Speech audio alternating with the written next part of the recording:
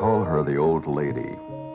She's an 040 narrow-gauge steam engine, and she works on the Talyllyn Railway in northern Wales. Built in 1865, she is the oldest operating locomotive in the world.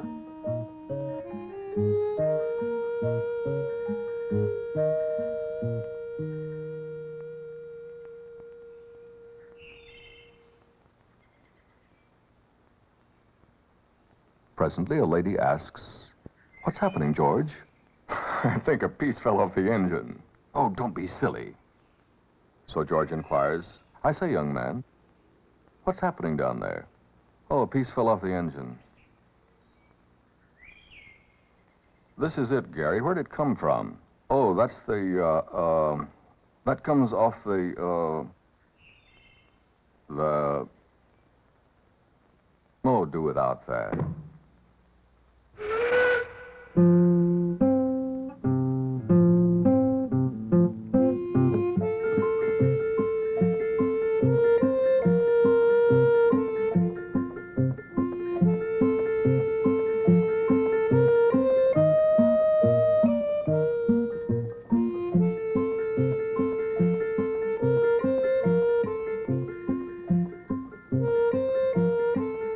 The tiny valley where the railway runs is encircled by gaunt and silent heights, the Cambrian mountains of Wales. The reason for the Talyllyn's existence lies here.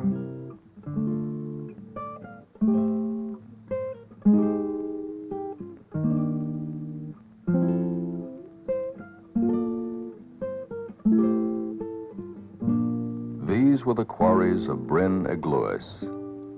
Men dug slate here, and they built their buildings of it, and they lived in them for 90 years. And then the slate gave out. Down below, the quarrymen had laid a railway to carry their slate out of the mountains to the sea. When the quarries closed, the Talyllyn was about to be demolished. But a little band of enthusiasts showed up and objected. "It's too nice to scrap," they said. "Please, couldn't we have it instead?" And they could. An entire railway as a gift. They've been running it ever since, simply for the joy of it. What sort of people are they, these amateur railroaders? Well, this engine driver is an actor on the BBC television in London. The fireman, on the other hand, is only 14 and has to spend part of his day in school. The brakeman, on leave from an overseas job with an oil company. The switchman, a bank accountant in Manchester. But running trains isn't all. They also serve who only stand and bash things with a sledgehammer. Here in the switchyard, other volunteers are at work tracking down the intricate ills of ancient equipment.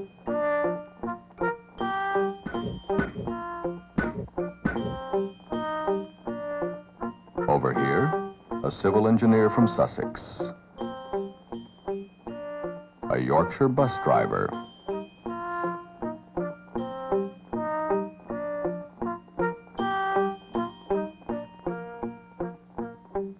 Strangely assorted types, perhaps, but with one thing in common.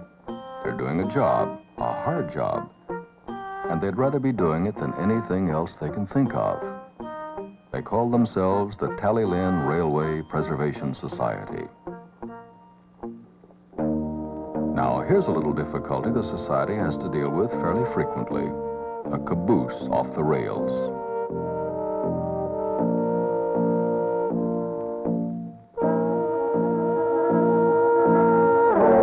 Well, no. But someone has another idea. Someone almost always does.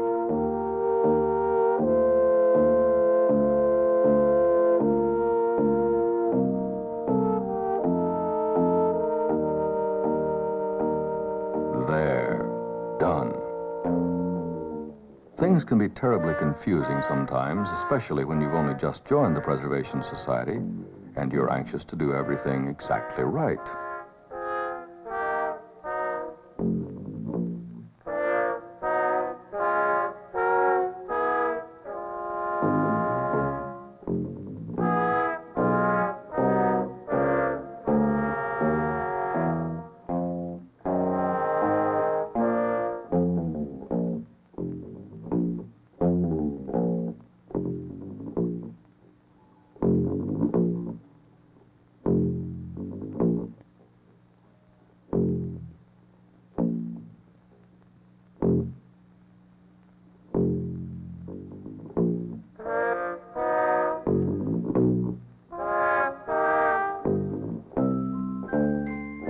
Most of the society's members know exactly what they're doing.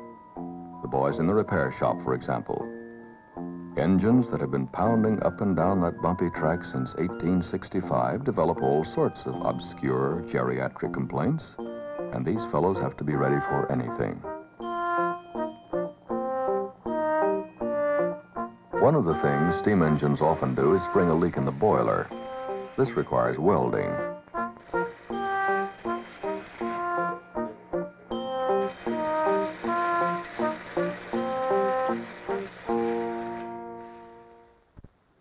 Six times a day, an engine stands in the main station, quietly huffing under its breath, waiting for customers. Just as people come 100 miles or more to work on the Talyllyn, so others come from as far to ride on it and to see the valley of the Avon Bethayou through which it runs.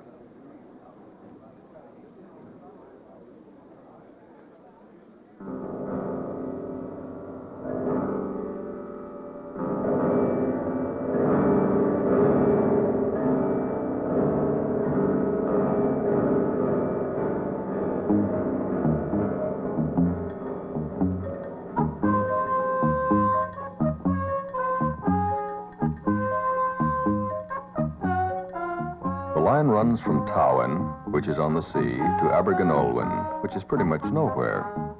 Total distance, 6 3/4 miles. Journey time, 45 minutes. Average speed, 9 miles per hour.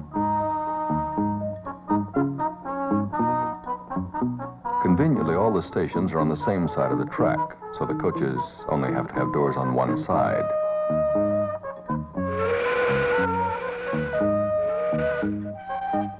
To make sure trains pass neatly at sidings instead of colliding on the main line, drivers pick up something called a staff every so often. Before he can enter a new section, the driver must have the proper staff with him. Since there's only one per section, this is an ironclad guarantee that nobody else will be coming the other way.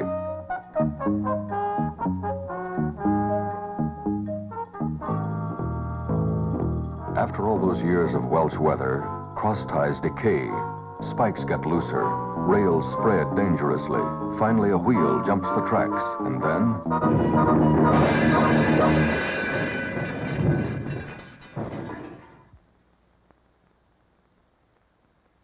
derailed.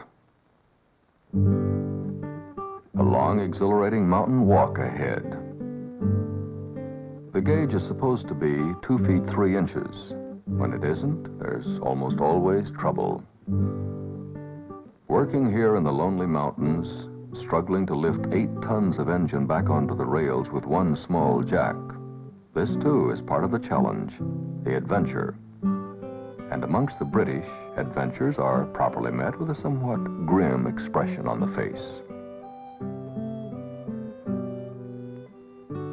And then a discovery. From the refreshment stock, some leftover ice cream, which is all the dinner they'll have this night.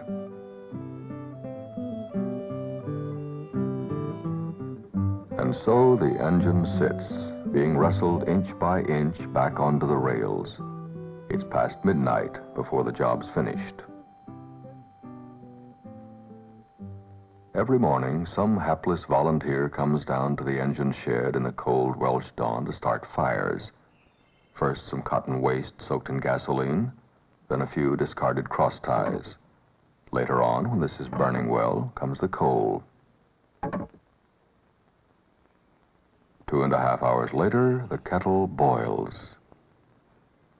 This rig is a construction train, off to replace some more of that moldering track. Yard by yard, the Preservation Society is relaying the entire line. Only a railway man will realize how staggering a task this is for people who can only work at it in their spare time. Second-hand standard gauge ties, sawed in half for the narrow gauge.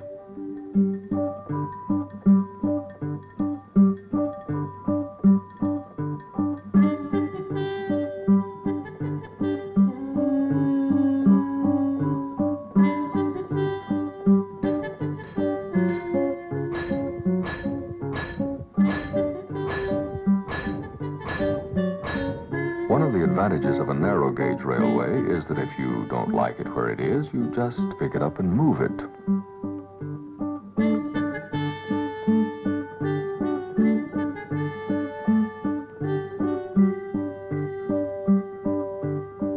As the last ballast is tamped in, regular service gets underway again.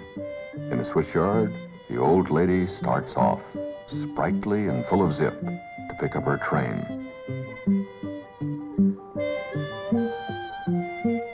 But occasionally someone on a switch will make a mistake. And some of these mistakes have to be discovered the hard way.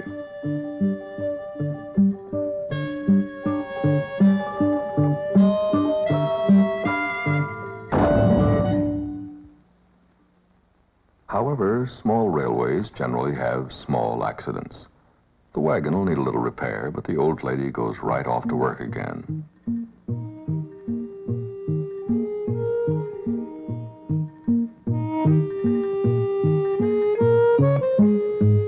Talyllyn trains are prepared to stop pretty much anywhere, for anyone.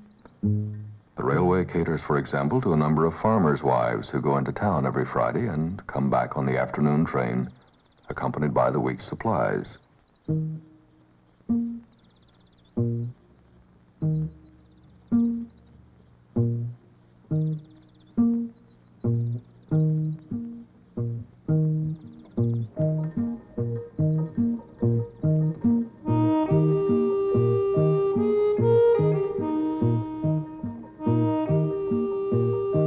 This, then, is the Talyllyn Railway and its Preservation Society. Men who have found a challenge and take a special sort of joy in answering it. They found a railway which was crumbling slowly into dust and made it come alive again. And it may just be that another generation will thank them for preserving the Talyllyn. For it is a relic, this railway, a bit of ornamental scrollwork lifted from the pattern of yesterday and kept as a memento.